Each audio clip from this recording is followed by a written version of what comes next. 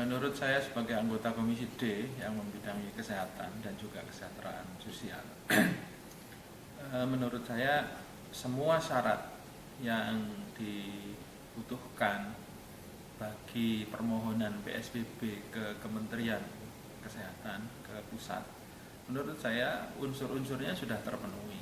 Misal, sudah terjadi pandemi dengan lonjakan angka yang cukup signifikan. Sampai hari ini ada 244.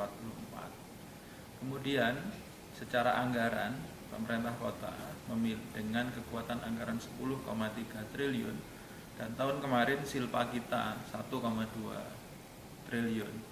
Menurut saya itu cukup untuk bisa mendampingi kegiatan PSBB dengan jalan memberikan bantuan langsung tunai maupun bentuk makanan kepada warga Kota Surabaya, baik yang ada di dalam database MBR maupun yang ada di dalam database non-MBR. Karena kita juga tahu dalam masa pandemi ini bukan hanya MBR saja yang berstatus miskin, tapi juga mereka-mereka yang kemarin-kemarin desil 5, desil 6, desil 7 hari ini dengan lesunya kegiatan ekonomi bisa jadi mereka juga membutuhkan bantuan. Nah, agar supaya PSBB nanti bisa berjalan dengan baik, maka itu satu-satunya cara bagi pemerintah kota menurut kami supaya PSBB bisa berjalan dengan baik dengan jalan santunan atau pemberian bantuan langsung kepada masyarakat sehingga masyarakat tidak perlu lagi keluar dari rumah, dan dengan demikian derajat kesuksesan PSBB itu insya Allah akan cukup baik.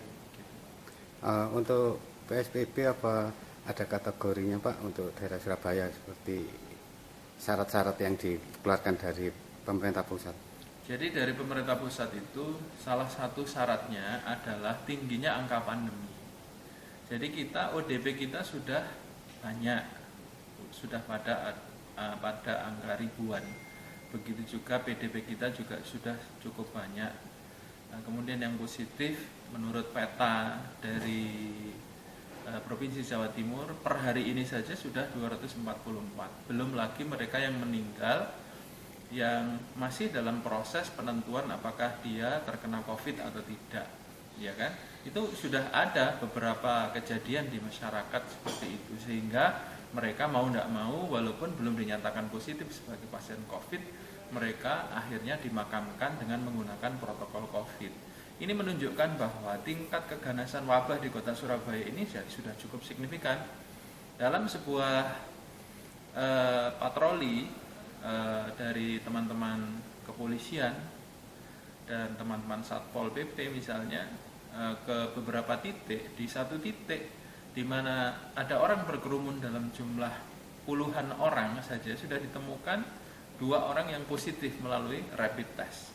Walaupun nanti masih perlu dianalisa lebih lanjut, menunjukkan betapa sekarang ini yang di masyarakat ini wabah ini sudah mengalami lokal transmisi sehingga jumlah ODP, jumlah PDP dan yang sangat juga kita harus waspadai adalah OTG itu sudah banyak secara analisis kasat mata ya.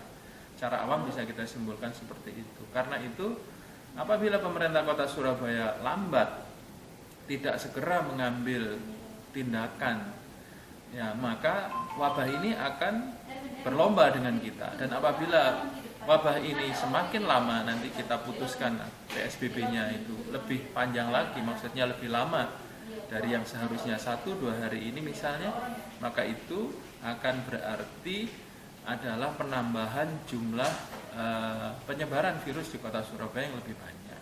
Mengingat virus ini berkembang dan menyebar dengan logika eksponensial, yaitu logika perpangkatan. Sehingga nanti tinggal dikalikan dengan waktu. Apabila waktunya makin panjang, maka jumlah pangkat dikalikan waktu. Semakin panjang waktunya, semakin banyak, semakin lama waktunya, maka intensitas virus di kota Surabaya ini akan semakin banyak. Dan itu yang dampaknya tidak hanya bagi kesehatan, bisa jadi adalah sampai kepada kematian warga. Inilah yang harus sama-sama kita pikirkan. Karena itu yang kita butuhkan hari ini adalah ketegasan pemerintah kota mengingat bahwa sampai hari ini virus ini tidak menurun, belum kelihatan tanda-tanda flattening, kurvanya belum kelihatan tanda-tanda mendatar, masih merangkak naik. Nah, seandainya kita sudah menemukan kurva turun, bisa jadi mungkin PSBB bisa ditunda. Dan masalahnya PSBB ini harus disegerakan karena apa? Kurvanya ini belum terlihat mau melandai.